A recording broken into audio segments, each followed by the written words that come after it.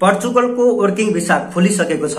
नेपालबाट पोर्चुगलको working visa apply गर्न चाहनुहुन्छ, यदि चाहनुहुन्छ भने कसरी अप्लाई गर्न सक्नुहुन्छ, कुन वेबसाइटको थ्रुबाट अप्लाई गर्ने, तपाईले नेपालबाट पोर्चुगलको वर्किङ भिसा अप्लाई गर्नुहुन्छ भने कति खर्च लाग्छ जानका लागि, कति स्टडी गरेकोले यसमा अप्लाई गर्न सक्नुहुन्छ, यो सबैको बारेमा यस भिडियोमा म इन्फर्मेसन शेयर गर्न गएको छु। त्यसपछि म आफ्नो कम्प्युटर स्क्रिनमा लगेर नेपालबाट पोर्चुगलको वर्किङ भिसा कसरी अप्लाई गर्ने, आफै सेल्फ कसरी अप्लाई गर्न सक्नुहुन्छ, कुन वेबसाइट हो, सबैको बारेमा तपाईहरुमा जानकारी दिन्छु। आउनुस् म भिडियो सुरु गर्न गएको छु। सबभन्दा पहिला नेपालबाट पोर्चुगलको वर्किङ भिसा मज्जाले अप्लाई गर्न सक्नुहुन्छ, फ्री अफ कस्ट।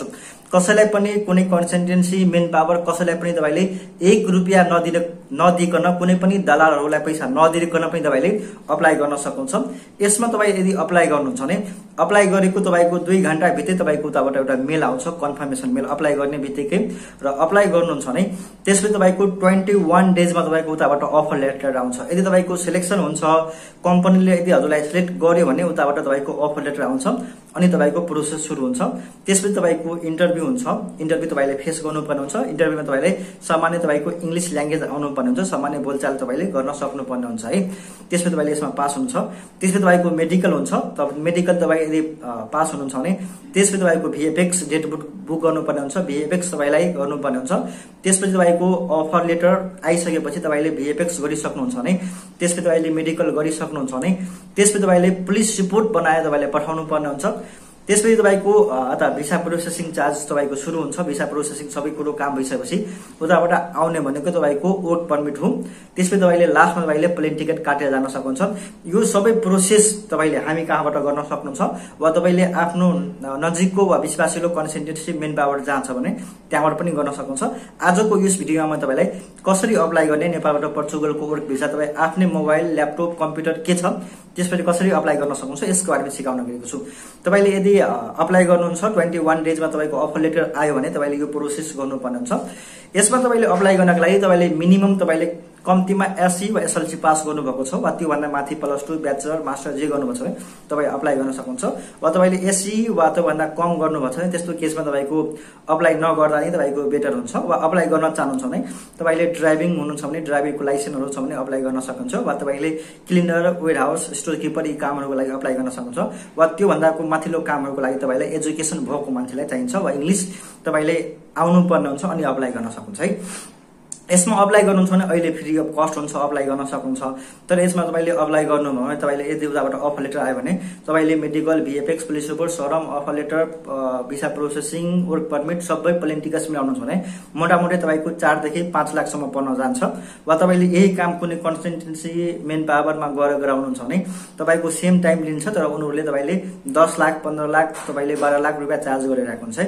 सो तपाईले आफै अप्लाई गर्नु, कुनै पनि तपाईले पैसा नतिरिकन तपाईले अप्लाई गर्न सक्नुहुन्छ। यदि तपाईको पर्छ भने तपाई जान सक्नुहुन्छ। तपाई जानका लागि 4 देखि 5 लाख सम्म खर्च आउँछ। अप्लाई गर्नका लागि तपाईले फ्री अफ कस्ट हुन्छ है। यो सबै प्रोसेसिङ गर्नुपर्ने हुन्छ। यदि तपाईले एससी भन्दा माथि पढ्नु भएको छ भने तपाई अप्लाई गर्न सक्नुहुन्छ। काम तपाईको जुनसुकै काम छ, सबै काम छ, कुनै पनि कामको लागि तपाई अप्लाई गर्न सक्नुहुन्छ। यदि तपाईको उताबाट अफर लेटर आयो, सिलेक्ट गर्यो भने तपाईको प्रोसेस सुरु हुन्छ है। आजको यस भिडियोमा म कसरी अप्लाई तपाई गर्न सक्नुहुन्छ यसको बारेमा तपाईलाई म इन्फर्मेसन शेयर गर्न गएको छु कम्प्युटर स्क्रिनमा।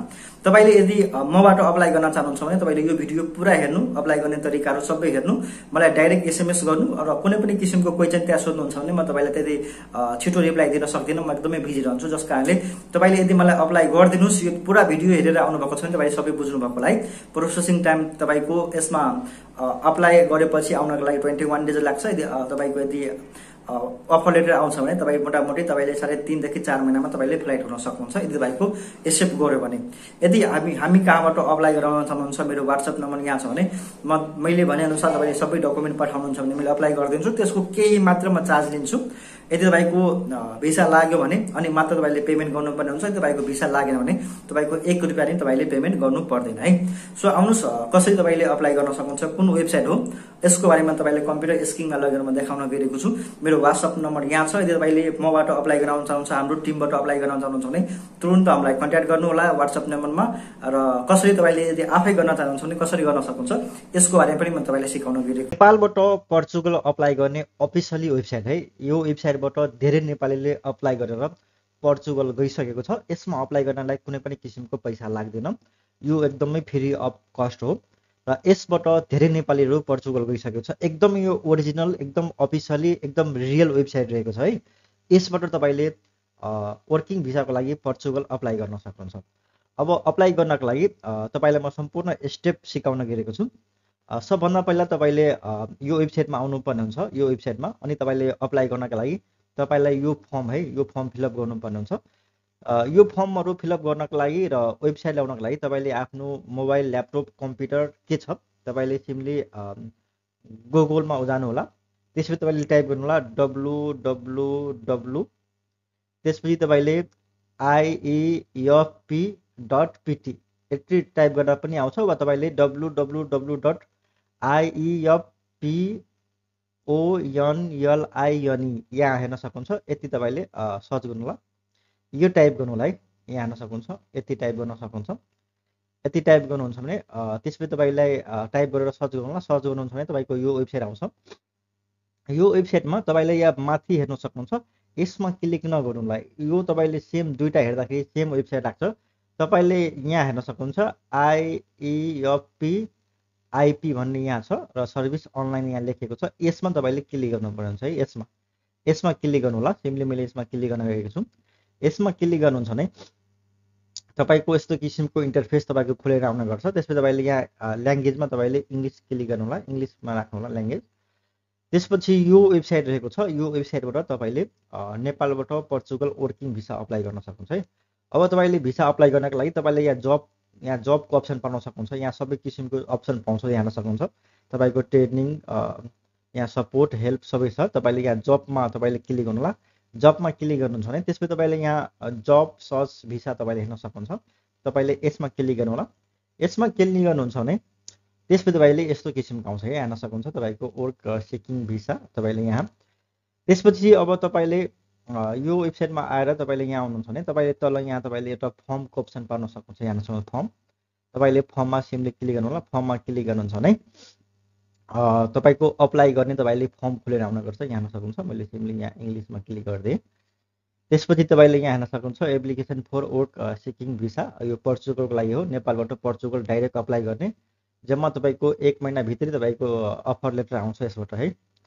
अब यसमा तपाईँले अप्लाई गर्नको लागि तपाईँले यहाँ फर्स्ट नेम है, आफ्नो फर्स्ट नेम राख्नु होला यसमा। त्यसपछि तपाईँले आफ्नो लास्ट नेम राख्नु होला। तपाईँले आफ्नो नाम, त्यसपछि तपाईँको आफ्नो कास्ट जात के रहेको छ त्यो राख्नु होला। त्यसपछि तपाईँले यहाँ जन्म मिति है, तपाईँको डेट अफ बर्थ तपाईँले यहाँ राख्नु होला, जन्म मिति राख्नु होला। त्यसपछि तपाईँले आफ्नो पासपोर्ट नम्बर तपाईँले यहाँ राख्नु होला। त्यसपछि तपाईँले पासपोर्टको डेट तपाईँले यहाँ तपाईँले राख्नु होला, आफ्नो पासपोर्टको डेट। पासपोर्टको तपाईँले भ्यालिडिटी तपाईँको लास्ट डेट कति छ पासपोर्टको त्यो राख्नु होला। नेसनालिटीमा तपाईँले नेपालको अप्सन आउँछ है। तपाईँले सिम्पली नेपाल टाइप गर्नुहुन्छ भने यहाँ हेर्न सक्नुहुन्छ नेपालको लागि अप्सन दिएको छ। तपाईँले नेपालको लागि यहाँ आउँछ र तपाईँले नेपाल दिन सक्नुहुन्छ। र कन्ट्री रेसिडेन्टमा पनि तपाईँले नेपाल दिनु होला, यहाँ नेपाल आउँछ है। मेन कुरो के छ भने तपाईँले यसमा हेर्नुहुन्छ भने जस्तै यसमा हेर्नुहुन्छ भने तपाईँले यहाँ तपाईँले के भन्छ भने यहाँ लेखेको छ only for those outside Portugal है। पोर्चुगल कन्ट्रीभन्दा बाहिरको मान्छेहरू मात्र अप्लाई गर्न सकिने किसिमको तपाईँको यो भिसा रहेको छ।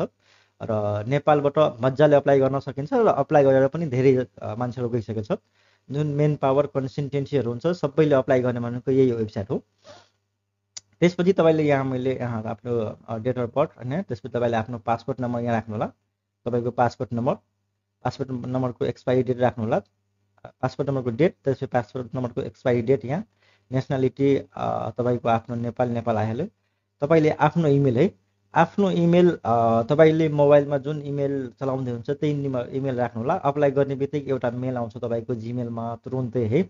त्यसपछि कतिपय केसमा 2 घन्टामा आउँछ, वा कतिपय केसमा तपाईँले एकै दिनमा तपाईँले उताबाट एउटा लेटर आउन सक्छ, वा कतिपय केसमा 21 डेजमा तपाईँले यताबाट सिलेक्सन मेल आउँछ वा अफर लेटर आउँछ है।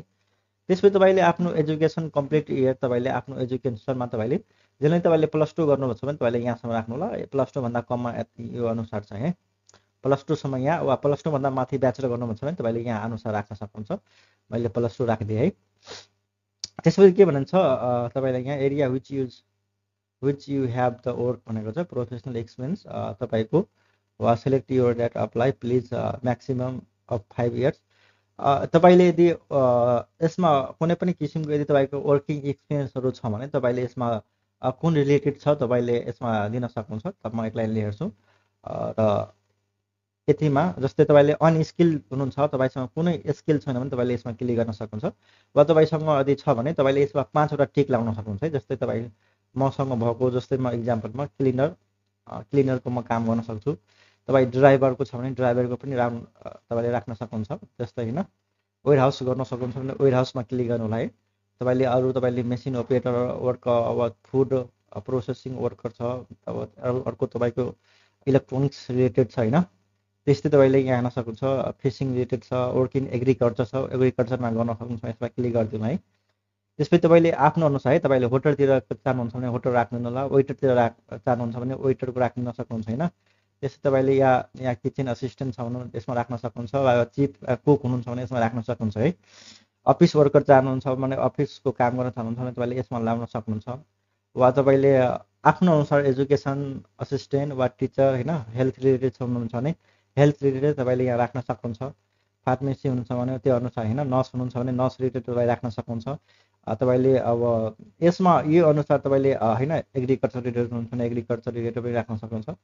आफू अनुसार तपाईँले यसमा कम्तीमा तपाईँले 5वटा यसमा सिलेक्ट गर्न सक्नुहुन्छ। तपाईँले यी कामहरूको लागि तपाईँले जान चाहनुहुन्छ भने 5वटा कामको लागि तपाईँले यसमा टिक लगाउनु होला। अर्को तपाईँको 3वटामा टिक लगाउन भनेको छ प्रोफेसनल विथ लुकिङ फर जब। तपाईँले आफूलाई जब गर्न चाहने कामको 3वटा काम छ है। यसमा तपाईँले म सम्झे तल जान्छु सेम। त्यसपछि मैले यहाँ क्लिनर पनि राखिदिन्छु। अनस्किलमा पनि काम गर्न सक्छु है, मसँग अनस्किल पनि लाउन सक्नुहुन्छ। वा तपाईँले अर्को तपाईँले वेयर हाउसमा लगाइदिन्छु र आफू अनुसार तपाईँले लाउन सक्नुहुन्छ है। त्यसपछि तपाईँले एक्सपिरियन्स तपाईँको कति छ, तपाईँको मिनिमम तपाईँको 0 एक्सपिरियन्स छ भने यसमा लाउनु होला। वा तपाईँको 1-2 वर्षको एक्सपिरियन्स छ भने वा 2-3 वर्ष छ भने यसमा दिन सक्नुहुन्छ। त्यसपछि अब तपाईँको ल्याङ्ग्वेज है, तपाईँले ल्याङ्ग्वेज तपाईँको के आउँछ। हामी अफकोर्स नेपालीलाई आउने भनेको इङ्ग्लिस ल्याङ्ग्वेज हुन्छ, त्यही पनि फाटाफोटो यसमा क्लिक लगाउनु होला। वा तपाईँले स्पेन फ्रान्स वा पोर्चुगल ल्याङ्ग्वेज आउँछ भने तपाईँले क्लिक लगाउन सक्नुहुन्छ। हामीलाई आउँदैन भने तपाईँले सिम्पली यसमा तपाईँले क्लिक गर्न सक्नुहुन्छ। अदरमा तपाईँले अदर पनि राख्न सक्नुहुन्छ। यसमा के आउँछ, हिन्दी आउँछ भने हिन्दी टाइप गर्न सक्नुहुन्छ। अर्को तपाईँले कन्ट्याक्ट ल्याङ्ग्वेजमा पनि तपाईँले इङ्ग्लिस राखिदिनु होला। त्यसपछि तपाईँले यहाँ 3वटा हेर्न सक्नुहुन्छ। यो 3वटामा तपाईँले टिक लगाउनु पर्ने हुन्छ है। यो डिस्क्लेमरमा तपाईँले टिक लगाउनु पर्ने हुन्छ 3वटामा। त्यसपछि तपाईँले यहाँ सबमिटको अप्सन आउँछ। तपाईँले सबमिटको अप्सनमा तपाईँले सिम्पली क्लिक गर्नु होला र तपाईँले यो फर्म फिलअप गर्नु होला। यो फर्म फिलअप गरेको तपाईँको 2 घन्टाभित्र तपाईँको जिमेलमा मेल आउँछ, अप्लाई भएको कन्फर्मेसन मेल।